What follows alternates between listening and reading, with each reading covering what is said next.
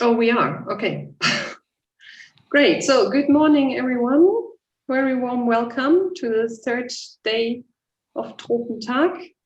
And to our poster presentation, Human Nutrition and Diets.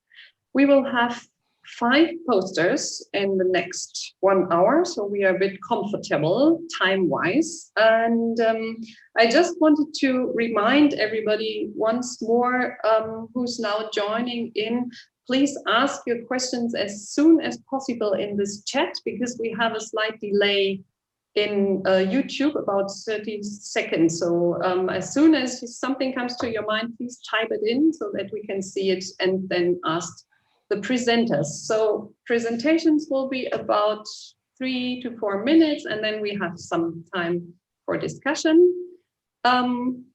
So we will start off with Vincent Linderhoff from Wageningen University. And he will share some results from his study in Uganda, looking into diets in urban and rural areas and how they develop over time. So the floor is yours. I think you share your screen now. I will try. Okay. I prepared a short presentation, so. Yeah, perfect.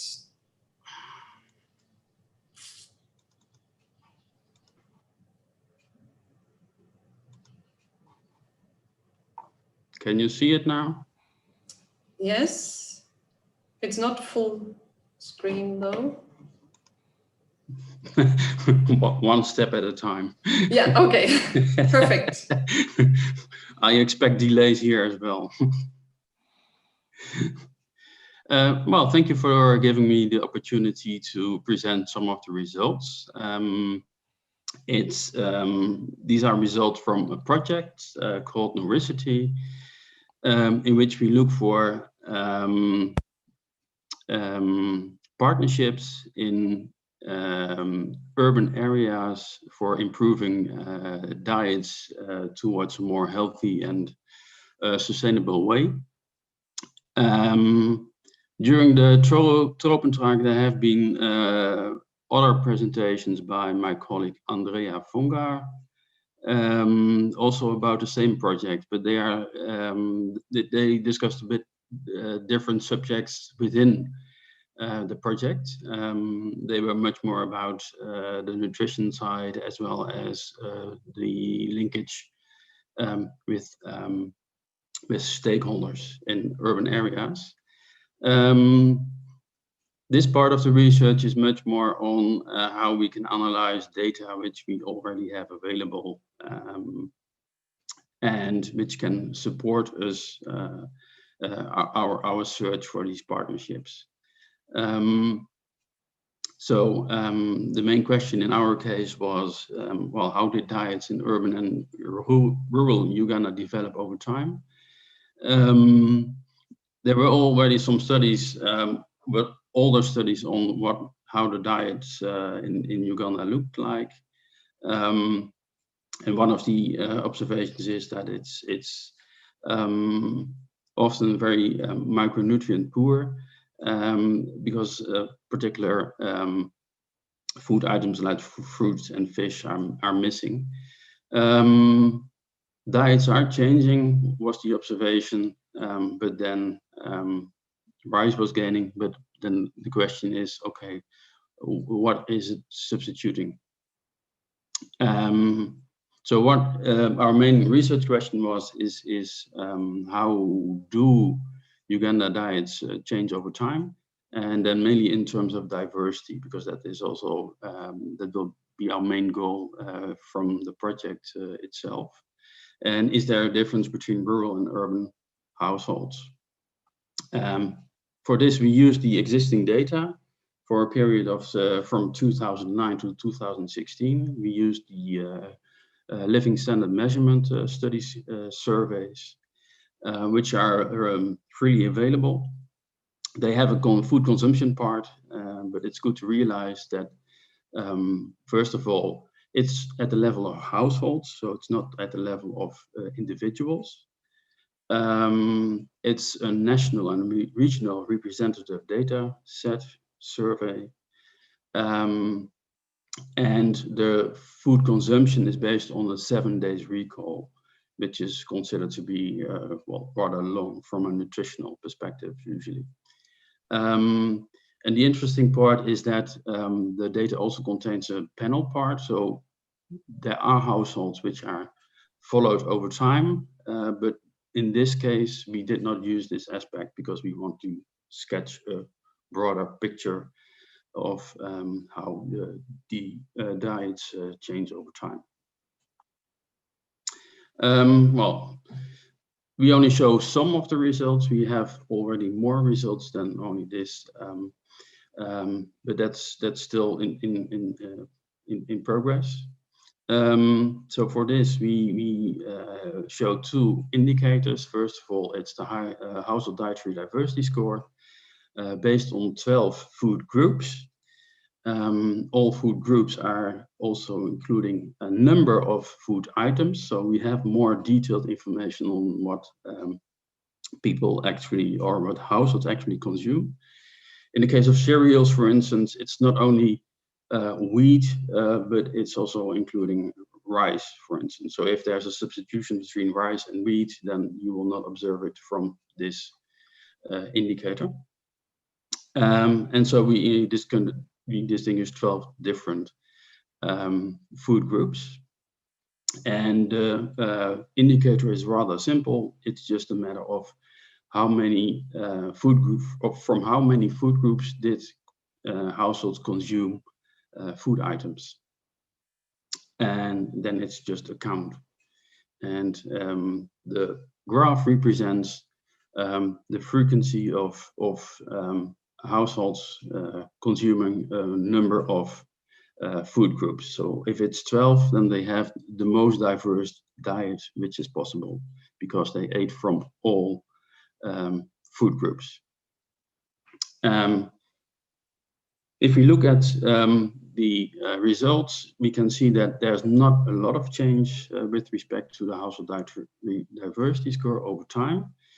The left side, the more reddish one, is from the rural households, and the more bluish one is from the urban households.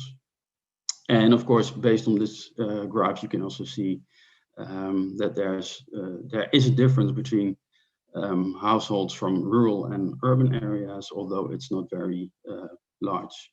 But if you calculate the mean value of the household dietary diversity score, it will be a bit higher in urban areas.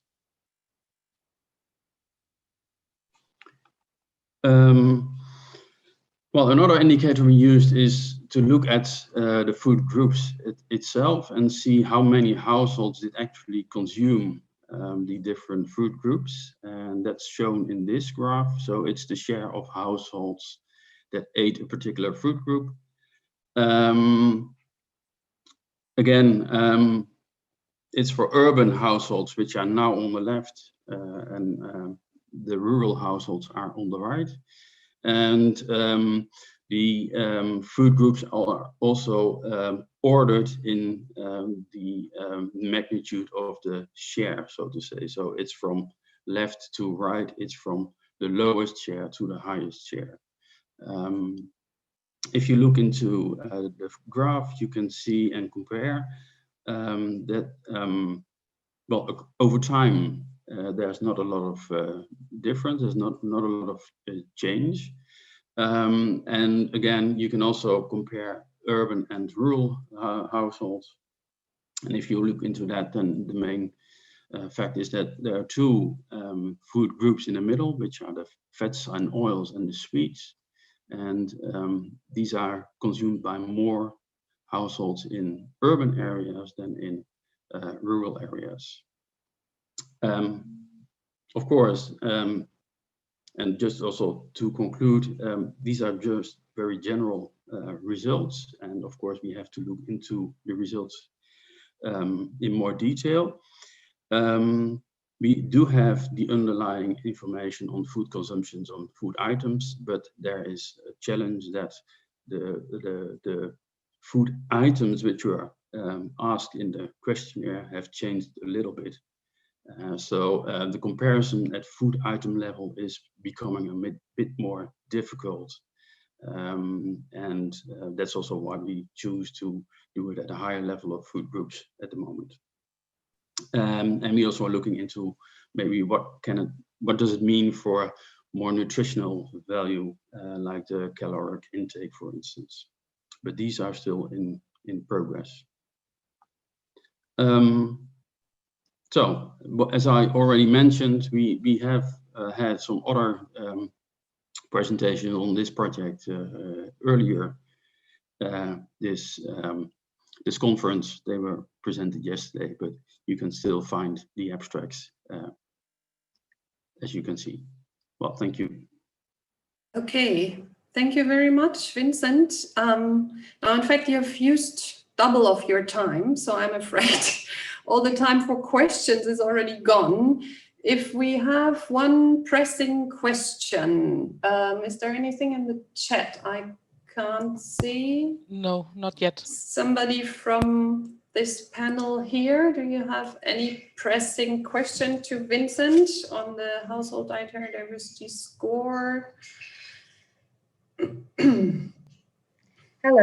I mean, maybe one quick one would be, why do you think is it higher in the urban areas? I mean, there could be a lot of facts, but do you have already some reasons for that? Very short answer, please, if possible.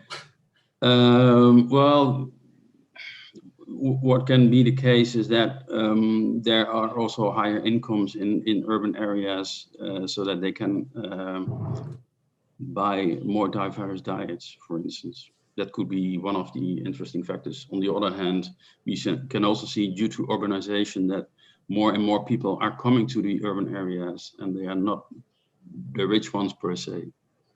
Mm-hmm. And access or availability, is there a difference? Well, availability is a big issue, especially in Kampala, due to transportation. And if we look into the case study we're looking at, then that's a real big issue.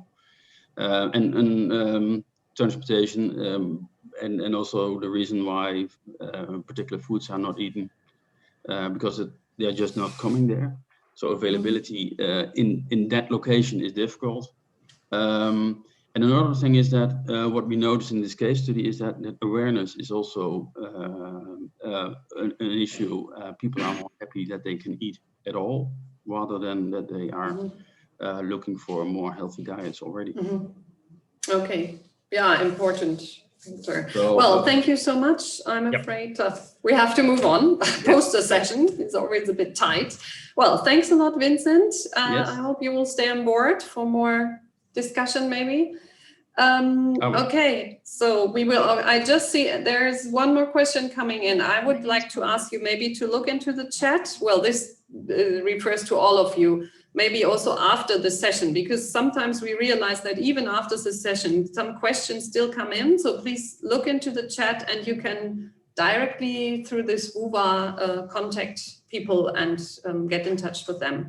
So we move on now to Paulina Koosman. She's from the University of Gießen.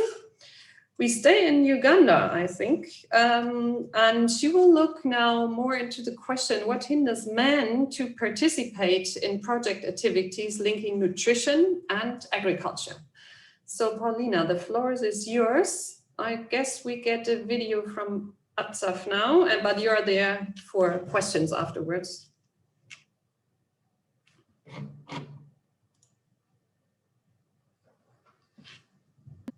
Hello, my name is Paulina Koosman and I'm a student at Jesus Liebig University of Gießen.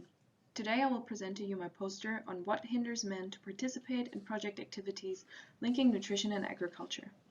This study is part of the ITSANE project, which is a research project on sustainable agriculture and nutrition conducted in Busia district in Kenya and Kapchorwa district in Uganda. It consists of 4 work packages addressing farming systems, value chains, nutrition, and policy dialogue. In Work Package 3, which addresses food culture and nutrition, trials of improved practices on dietary diversity and food preservation were completed in 2019. 50 households participated in the trials in Uganda. Focus was on the primary caregiver, which were all women. The timeline of activities is displayed in the figure. For the issue of vegetable preservation, a simple box solar dryer was constructed together with the participants. Therefore, husbands were specifically invited to take part in the construction workshop. Moreover, they were also invited to take part in the evaluation workshop at the end of TIPS. No incentives were paid, but travel allowance was provided for joining the final evaluation workshop. Data was collected by asking the women at their individual counseling sessions for reasons why their husbands did or did not participate. Lastly, in the evaluation workshop, the husbands themselves were asked for their reasons to or not to participate. 6 of the participating households were represented by men in the construction workshop, which is 12%. On the other hand, 37 men participated in the final evaluation workshops, which is 74%. Non-participation in the construction workshop was justified by the husband being busy.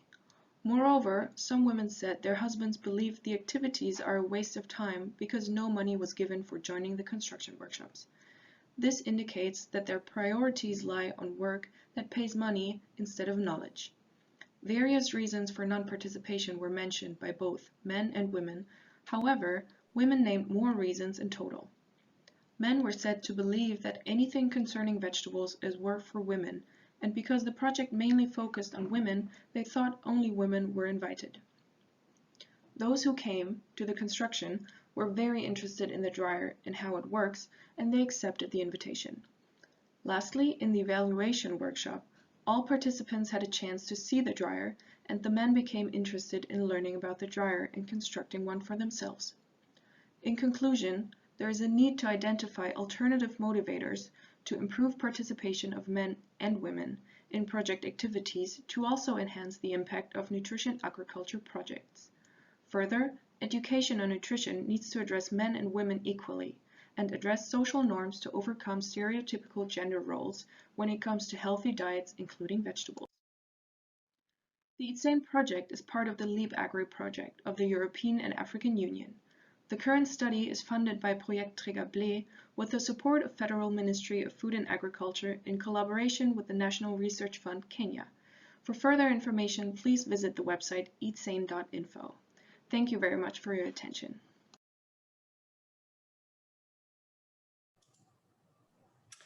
Well, thanks a lot, Paulina, for this really compact overview of your study and very interesting. I think it's so important to look into this issue. People in the chat are maybe still typing their questions. So while they're typing, we should give you a chance to have maybe 1 or 2 questions. Is there any question from the panel here? Does any one of you have a question? Of course, it's easy to ask. If not, my first question would be, do you have any alternative incentives in mind? What could this be? I don't know, can you hear me? Yes, yeah. Okay, then it's working, because before it wasn't working. Okay.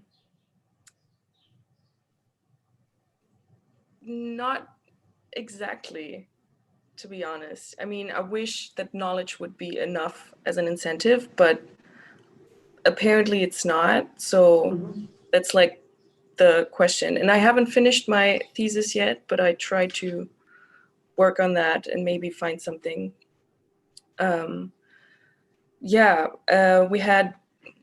We offered the participants actually some dried bananas as a snack, and they were very happy about that. So maybe offer them healthy vegetables that have something to do with what we want to deliver as a message.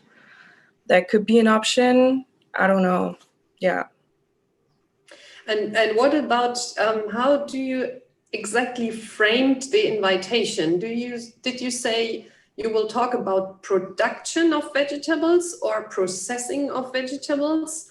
Or did you even say you want to construct a solar dryer? What was exactly, what did the men know before?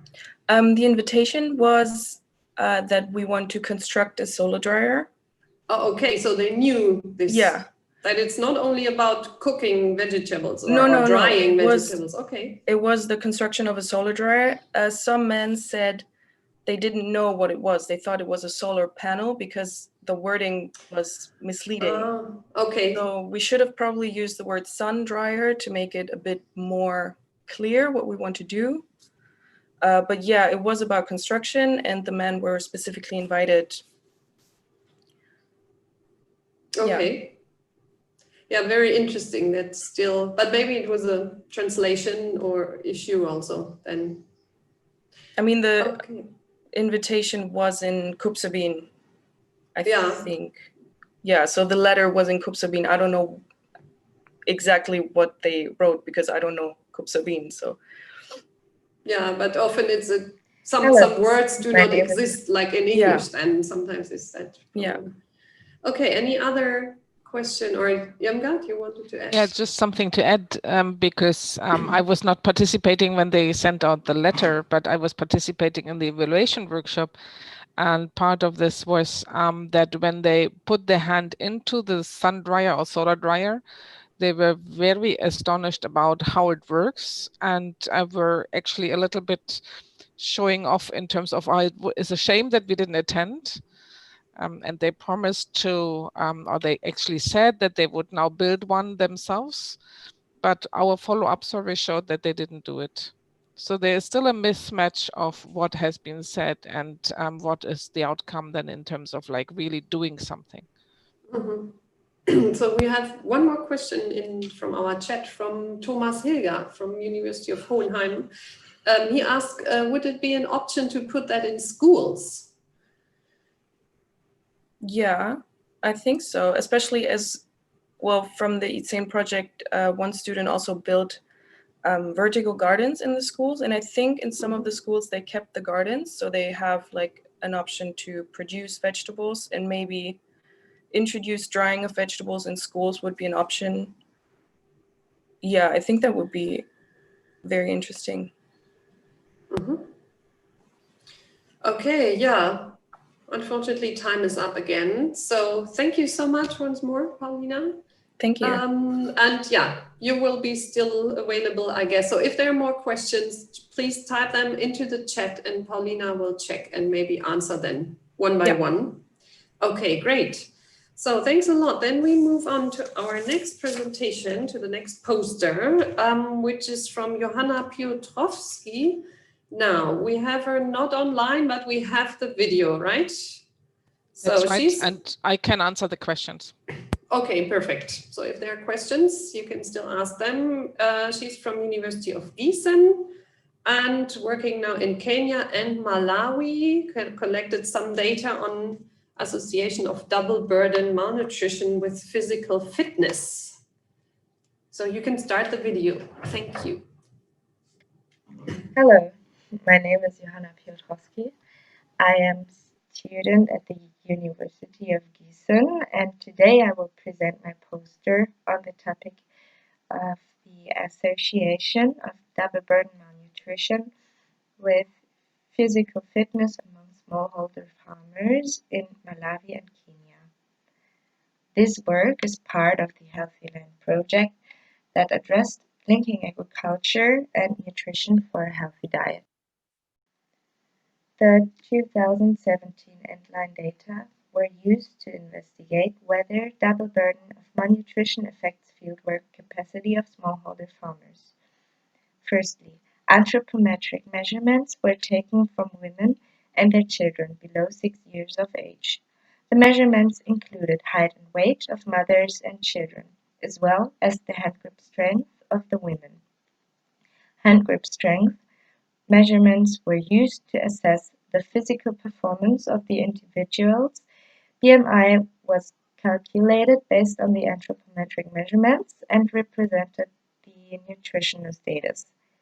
The households were classified as double burden households if they were affected by simultaneous overweight and undernourishment. Single burden households were households with one form of malnutrition, which were either underweight or overweight members. Households without any form of malnutrition were used for reference. The mean hand grip strength of the mothers in each group were compared. There were no differences between female hand grips in double burden households and households with no double burden in Kenya. However, in Malawi, significant differences were found. The women in underweight households and overweight households and the women in double burden households and overweight households showed significantly different values. Women in double burden households in Malawi were not as fit as their overweight counterparts. The same was obtained for the women in the underweight group.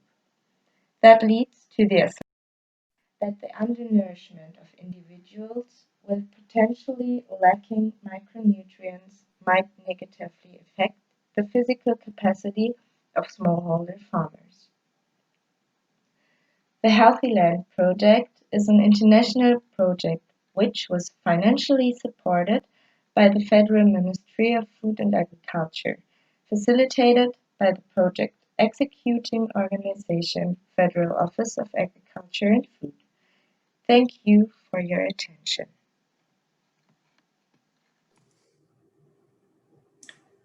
Well, thanks a lot. I don't know if Johanna is maybe listening in from somewhere. If you do, thank you very much for this nice presentation. Also very interesting topic. No questions so far in the chat. I mean, my first quick question would be, how did the people accept this hand grip measurement tool? Was it widely accepted, and would it be, it sounds like a really easy tool to just use it much more widely. I haven't seen it a lot in studies. Or what might be factors to hinder this tool to be used? Usually this is no problem at all, because it's just like you grasp with your hand. The challenge is that you do the measurements correctly, and it's usually done in hospitals to do physical capacity surveillance and recovering processes.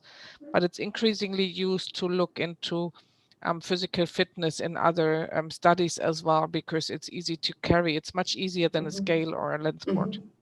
And to my understanding, it has not been a problem at all to use this, apart from the time, of course. And we don't have yet standardized instruments, so you have to be careful in recording the figures when it comes to using a different manufacturing tool which has been manufactured by a different company. So when it comes to reporting, you need to be carefully looking at what type of instrument has been used in the end. Okay. And it's actually quite fun, no? Because then you can do a competition out of it. Okay. Okay. Yeah, anybody from this team, do you have any question here in this room while we are waiting for others? I mean, I would have one more question, because you're talking about double burden, as you know, often, or sometimes it's also talked about triple burden. And of course, I was thinking when reading through this, what about the hidden hunger? Of course, I know it's much more complicated to measure, but I mean, maybe in these households, you had probably much more double burden households with children, or also mothers that have a normal weight, but have micronutrient deficiency, and you have not seen it. Or have you ruled this out before, or?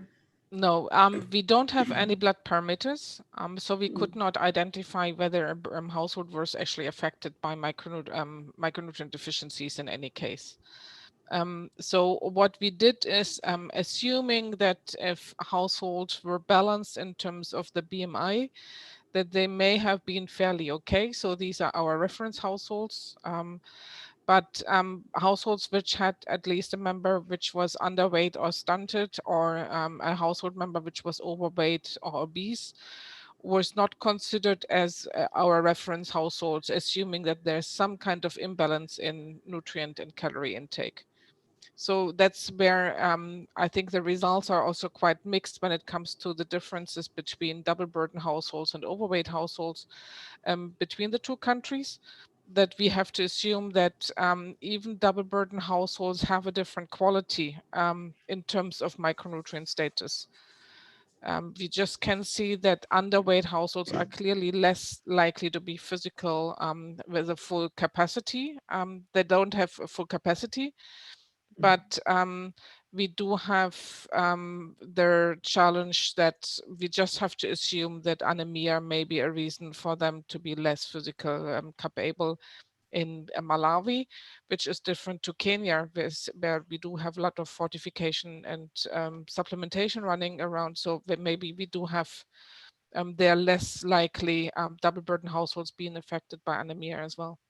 But these are just assumptions we have to take. Yeah, okay. You have not looked into this, okay. No. Okay, maybe last quick question if nobody else wants to ask. I mean, I'm waiting for questions, but did you see any overweight children in your house, in the households? Yes, and they were classified, quite a number actually, and they were classified into the category overweight households. Okay. But we also had the combination, sometimes an underweight mother and an overweight child, which would then be also Okay. classified as a double burden household, assuming that there's some kind of imbalance in nutrient intake. So we really have to have in mind that we look at household level. So if there are contradictory outcomes in terms of malnutrition malnutrition status, then they would be fitting into the double burden, of course. We do have many more findings, and we hope to get this published, but then there would be all these details available. We also have a similar study from Uganda, the same data set, basically, but not with the physical capacity. And there we see that the meat intake, animal source foods are actually relevant to reduce stunting, and that we don't have that many double burden households anymore if this would be eradicated. Now, well, it's always when time is up, another question comes in. Okay, let's, no, but this is to Paulina. Okay, what do you recommend? I mean, we have only 2 more presentations and still have half an hour to go. Shall we take this question to Paulina before we end here? Okay, let me read this out. Oh, this is from Joshua. Oh, you don't want to talk because maybe your internet is not so good, or you can just ask this question. It's okay. It's okay. I can do it live. Yeah, please go ahead. Okay. Paulina, thank you, and thank you also for the moderator for this opportunity. Now, especially in agricultural value chains, it has been showed, especially in Kenya, that the moment you incorporate aspects that improve economic returns and improve the economic viability of agricultural value chains, even those that were women dominated, men tend to gain more interest and take it up.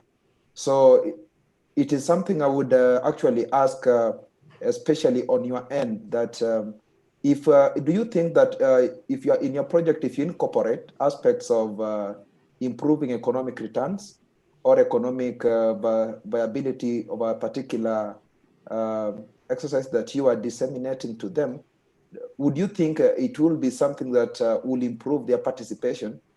Because it is something that has actually been shown on this other end. So you mean if we would pay them, if that would improve participation? Is that? Not necessarily paying them, but attaching some economic value as you are riding along. For example, you know, with the indigenous crops, men tend to shun away from them. But the moment you introduce like processing to the tune that whatever they're producing, the economic value goes high, they can get much more money from it. Now they gain interest. Even if it was women dominated, they now take it up and own it as one of their own now. Yeah. Yeah. Actually, we followed up on the solar dryer during the evaluation workshops, and some of the husbands said, yeah, if they dry vegetables, they can sell them later. So that was like a motivating factor for them to get engaged in drying vegetables. But yeah, what I just presented, or my poster, was more about participating in the activities. But you're right, they tend to be more motivated if they see like an economic benefit from an activity. So that's what we found out as well. Or Okay. Irmgard, do you want to say something? Yeah, no, I Okay. would like to add one more sentence is, yes, I can see that what you said, Joshua, but it's still not sustainable. Because that's what we observed, because we actually encouraged them a lot. We did some kind of value addition discussion with them. And then a few weeks later, our research assistant went back and followed up on whether at least one of the groups were actually continuing now or starting to build a solar dryer, and none of them started. So it needs more than the value addition and the economic incentives. I think what was actually then missing in the end was the social mobilization and the continuation and support and getting these things done. Okay, well, thank you very much. So then we can kind of close this round of presentations, and we move on to 2 more presentations, and they will now be led through by Irmgard. So Irmgard will take over from here. Thank you very much. Thank you very much, Gudrun. And I'd like to welcome now the next 2 presenters. One is, I'm not sure about the name, Siri Singh. Okay, it doesn't sound very good. She will present from the Furwazi project something on guava and jackfruit nut bars, which were aimed to bridge seasonal food gaps in East Africa. So welcome, Sri. You have a presentation? Or it will be uploaded by I have already sent a video, yeah.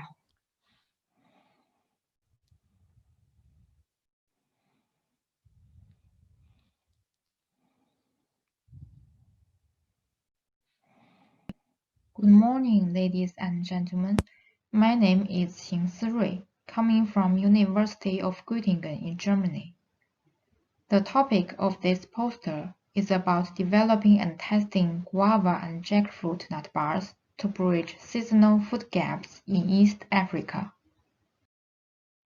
In the framework of a joint project on fruits and vegetables for all seasons, this study aimed to use guava and jackfruit to explore the development of nutritional fruit nut bars with a long shelf life.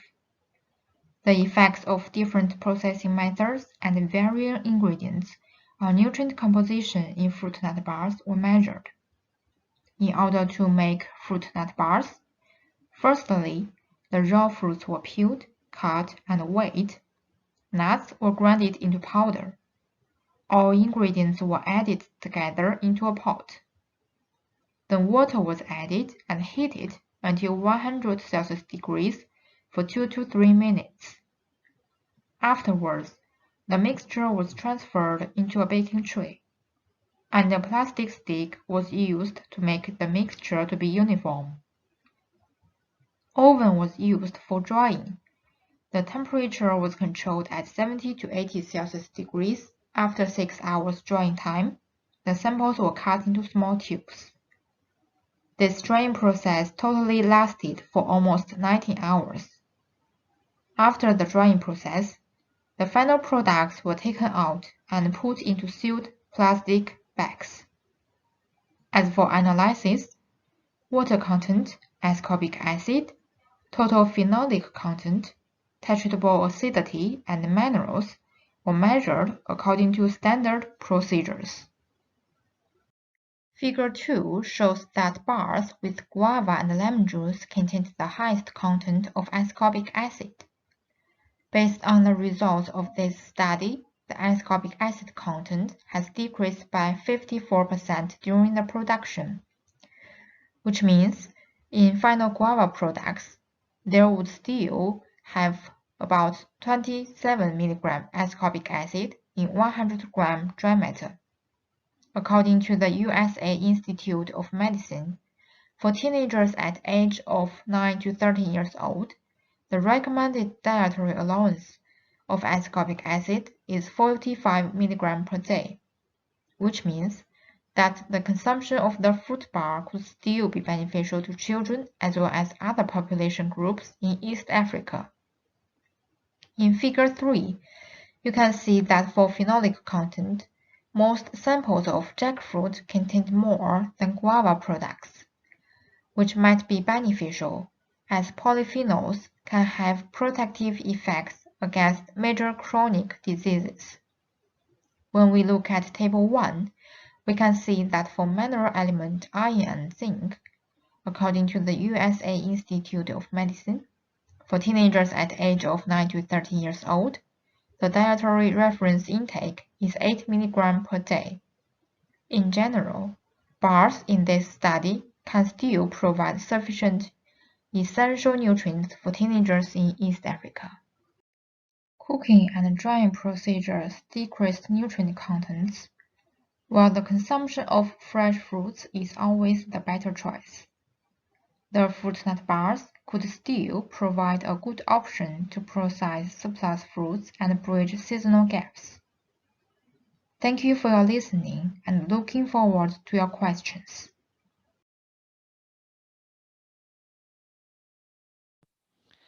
Thank you, Sri. While we are waiting for the questions to come, and I hope that there will be many, I was wondering about the level of acidity and dental health. Did you have any results or literature review available? If the nut bars are then actually eaten by the small children, how dental health can be kept? Will this be an issue? You mean only acidity? Yes. Not the, okay. Well, I have some results about the acidity, and lemon juice increased the content of the acidity. However, the content of acidity, whether can be totally absorbed by human beings, I haven't tested yet. Okay. Yeah. So in terms of eating this bar, how easy it is to clean the teeth in the end? Clean the teeth. Well, there are two kinds of fruit nut bars, jackfruit ones and guava ones. For guava ones, the fruit nut bars are quite chewing, so it's a little bit sticky instead of very crispy. So maybe it's a little bit hard to clean the teeth for guava-based ones. However, for jackfruit-based snacks, the structure is kind of crispy. Yes, so it's easier than guava ones. Okay. Yeah. And did you test the taste of those bars? Yes, I prefer guava ones. Yeah. Okay. What about the others who were actually working with you? Was it a balanced in terms of like approval of the product? Yes. In 2019, there were 11 colleagues from East Africa who came to Göttingen and have tasted. And they said they liked more for jackfruit-based snacks. And they like the jackfruit snacks with lemon juice instead of without. But also there are some people who don't like the taste of lemon juice because it's too sour. Yeah. Okay. So in terms of children, you didn't have any possibilities to test this yet? Yeah, I didn't test it with children. Okay. In terms of processing, I understand the process takes a long time for drying. So it will need more or less a manufacturing company to do that. Is there any idea how to put this onto the market? Well, we mainly want to produce by women groups in East Africa regions and maybe also sold in local markets. And also I want to search ideas for different drying methods like the refractance window drying and solar drying maybe to decrease the drying time and also to reduce the energy consuming. Okay, because this is also a question from Vincent. He said, who will be the producers and the consumers of these bars? So if it's women's groups, it's their own children, or the idea is to sell it at the school gate, or where do you would like them to sell these products? Well, maybe in local market, school gates may also be a possibility because we added desiccated coconut also, which may be favorite flavor for children. Yeah. So the raw products are available, I assume, anywhere? Not yet. Just I produced in my university. Okay, Gudrun, you have something to add? Maybe to briefly add, another student of our team, a PhD student from the marketing unit, she tested the jackfruit bar in Uganda already. And it was quite clear, I think, that in the rural areas, they said, yeah, we have the jackfruit here always available and we cannot use as much as we have. So it's really a surplus fruit. It's a good idea, but we would not consume this in the rural area by ourselves. It's this fancy snack which goes to town. Maybe this would answer also the question. So this was the first impression that it is rather a snack for traveling. Yeah, maybe school gates or town for sure, urban areas. Okay. Any more questions from your side as the panel members? Otherwise, I would really congratulate you to this product. I'm very curious to have a sample. Maybe once in a while you can just send one to Gießen and we test it there as well. And maybe one other idea would be to collaborate maybe with the how do you say University of Fulda, because they do have a testing labor as well, a laboratory. So maybe they do have some students to value your product in the end. Just an idea. Okay. You mean sensory testing, or? That's right. Oh, we have it here as well. Only okay. it's quite laborious and takes a lot of time and also money. So, but we maybe need to think about in a second step. Yeah. Thank Together you. with school children. Yeah. Okay. Thank you very much again. And we move forward to Joshua. Any questions regarding to the nut bar, please send this to the Q&A section and we will follow up on that one. Joshua, welcome. You are part of the same project, if I remember well, but you do have a different topic. And I highly welcome you now to this session. And please go ahead with presenting your poster.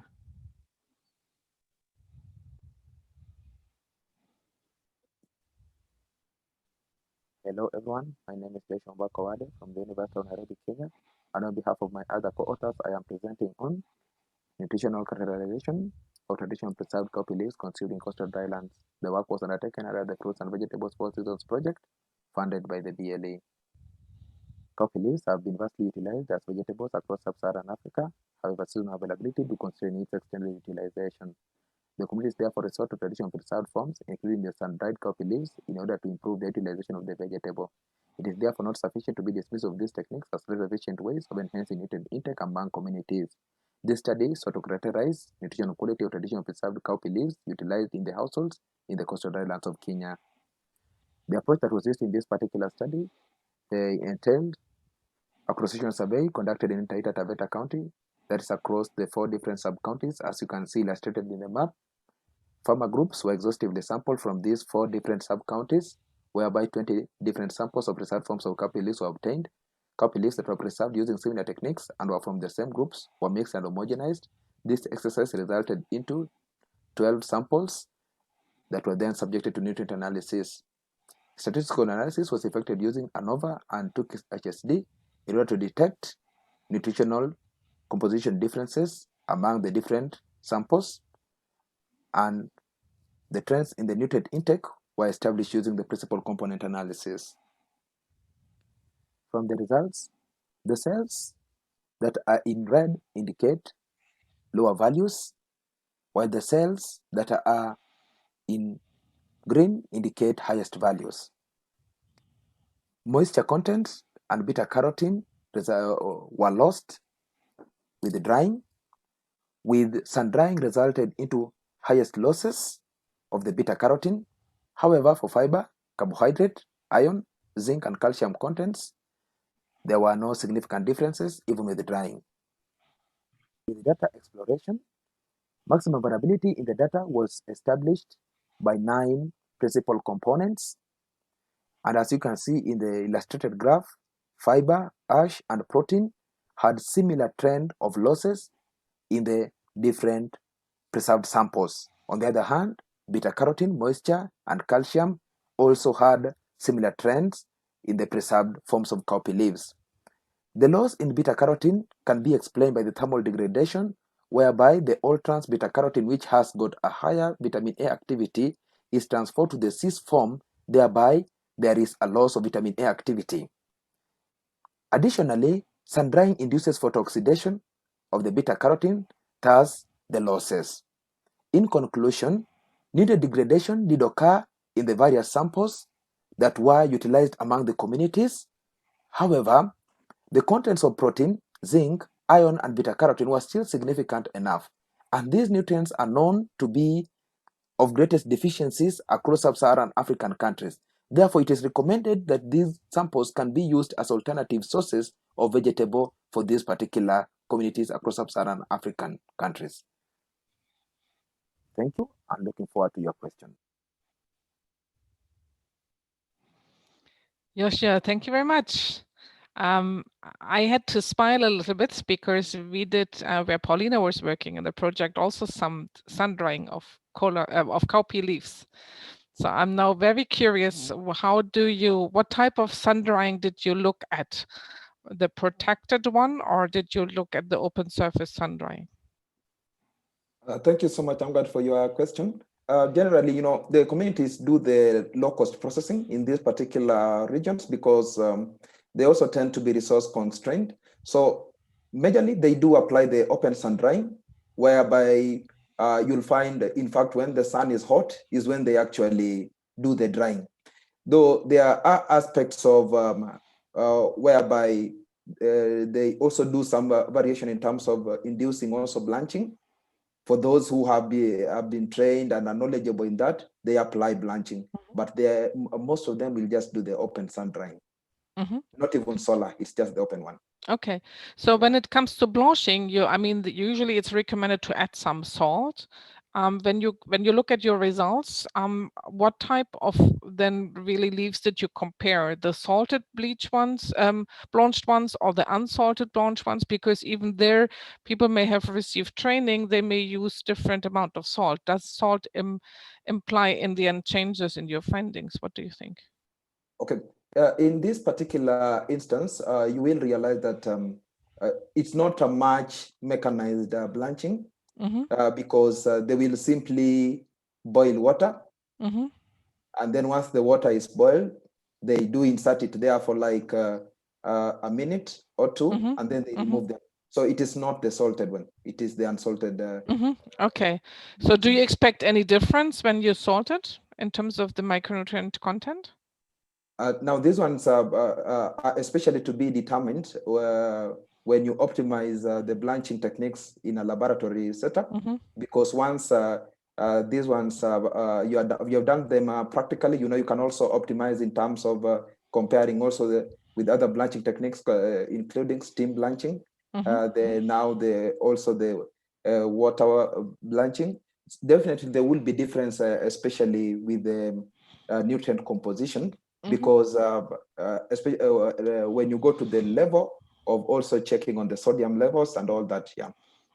Okay, so I was part of this blanching as well as the salting has something to do with shelf life as well as the time you need to actually get the leaves dry. How does the drying process, because you were mentioning that the sun itself has damaged some of the beta carotene structures. Would you assume that the shorter you can dry it, and even if it's protected, the higher would be your active beta carotene content?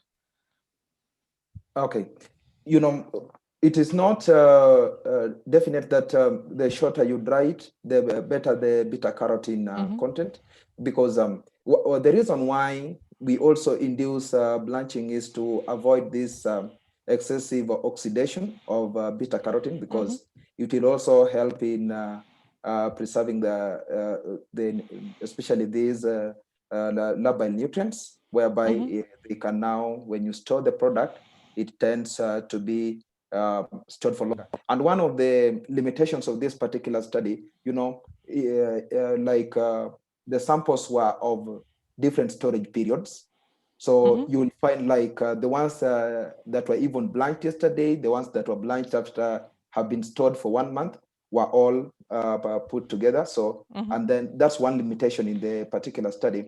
But if we look at it in terms of optimizing drying, it therefore means that slow drying, especially, it has been proven in literature that when you do shadow drying, you're going to retain more of the beta carotene because of the low temperature.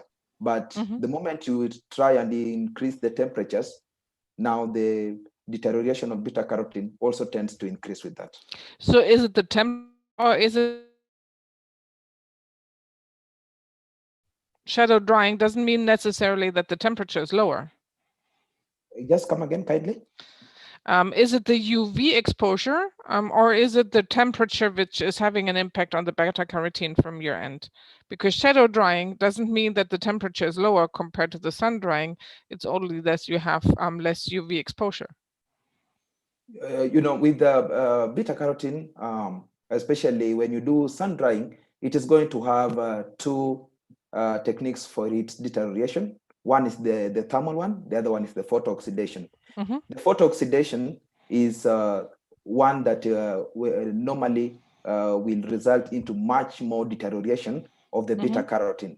But we can also not rule out the thermal degradation, because it is under this that you will find the all trans beta carotene tends to have a higher vitamin A activity compared to the cis form. So when you do the thermal treatment, the thermal treatment tends to transform the all trans beta carotene into the cis form, which has got a lower beta carotene, vitamin activity. Therefore, it simply means that the amount of beta carotene that you're going to detect and actually be realizable, you are going to note that there will be a deterioration, especially with thermal treatment. But I do agree with you. There is the photooxidation. Okay. I'm still not receiving any questions. I don't know whether the others do have, but I have one more. Is you're recommending, not really directly, but indirectly, cowpea leaves as a protein source.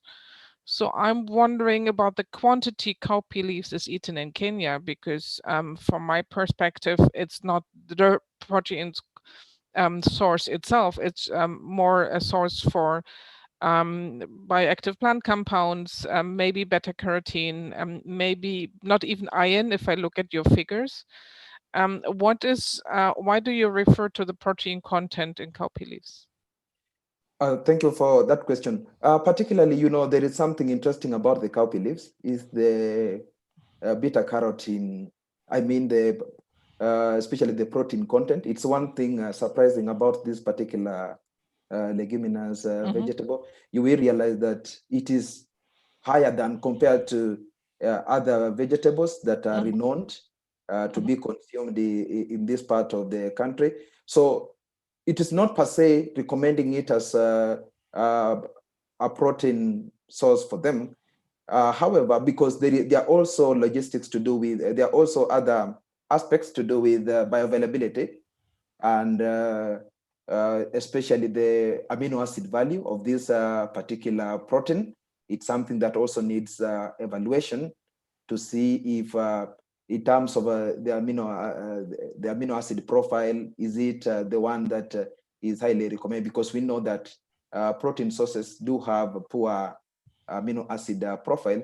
So in this particular instance, you will realize that the protein content is also definitely high. But I agree with you that it's something that the amino acid profile would need further evaluation to really especially highlight this, that is the protein we are getting, is it the one of the right quality, or in terms of the amino acid profile. I do agree with you.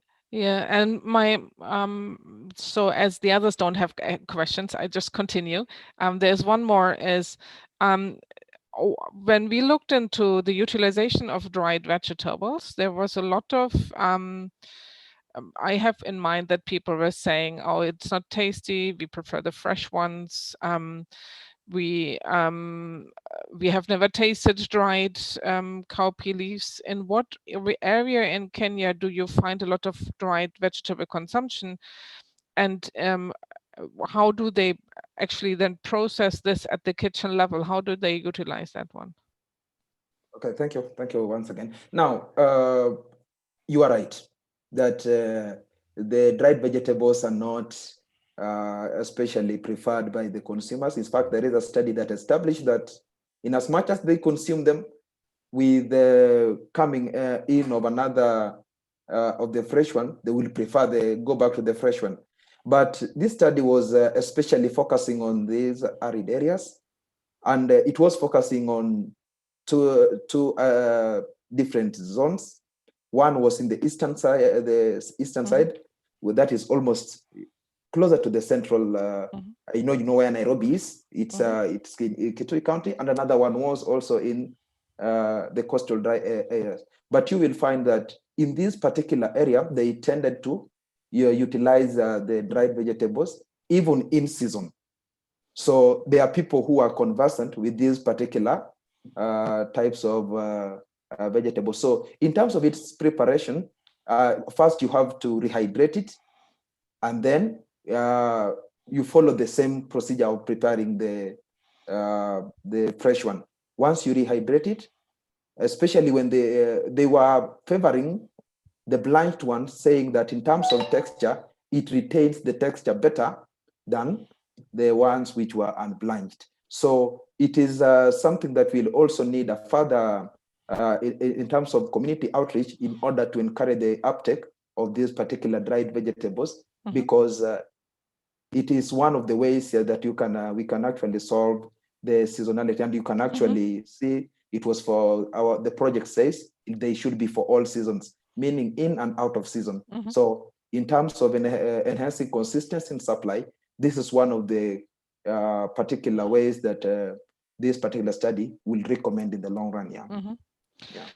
I don't know, maybe Paulina can add all as well, but just one final remark from my side. Our experience is that usually the leaves are taken for drying only when it's more or less getting out of season, when the leaves are getting scarce. So this is not the best quality for actually gaining nice dried cowpea leaves, which then are tasty when they are rehydrated again. But at the same time, it's also the recipe, the way you actually process then the dried leaves actually make then in the end whether it's tasty or not. And our trials showed it's actually the cooking process which in the end makes the dish.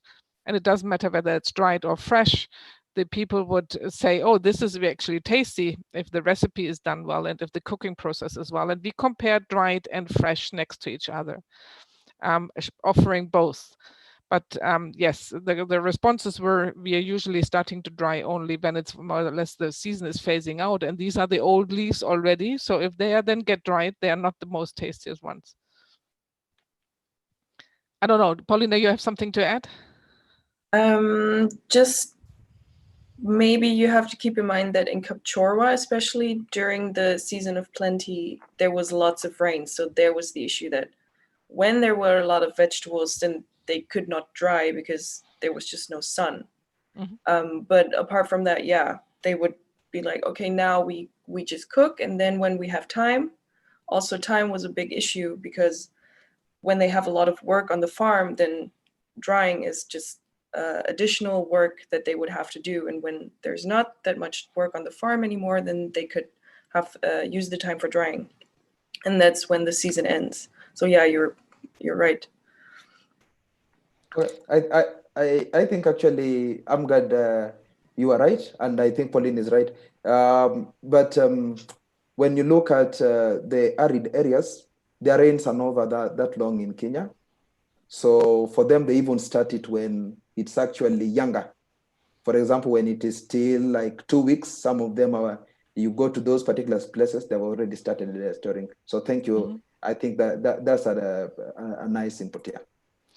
So maybe there is one option to professionalize the drying and commercialize it in the sense that you have contract farmers and a contract dryer so that you get high quality of leaves. But yeah, there are many more things to respect on that. There has been some responses in the Q&A section on some of the questions. So as we are now winding up, I think we have to finish now, correct? Okay.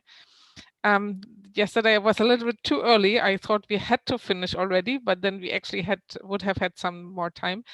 I ask all the speakers to follow up on the Q&A section, and maybe there's also some kind of chat then ongoing on some of the aspects we have been raising here. And I would thank Gudrun as well for facilitating the morning, and say goodbye from my side. I don't know, Gudrun, whether you want to say something? No, well, thanks a lot. Thanks to all the speakers. I think it was a nice session. I mean, we were really lucky with only a few posters, then you can spend more time on discussion. Thanks also to those who put some questions in the chat, and well, enjoy the rest of Tropentag 2020. And see you again in 2021. Exactly. Bye-bye. Bye-bye. Bye, thank you. Bye.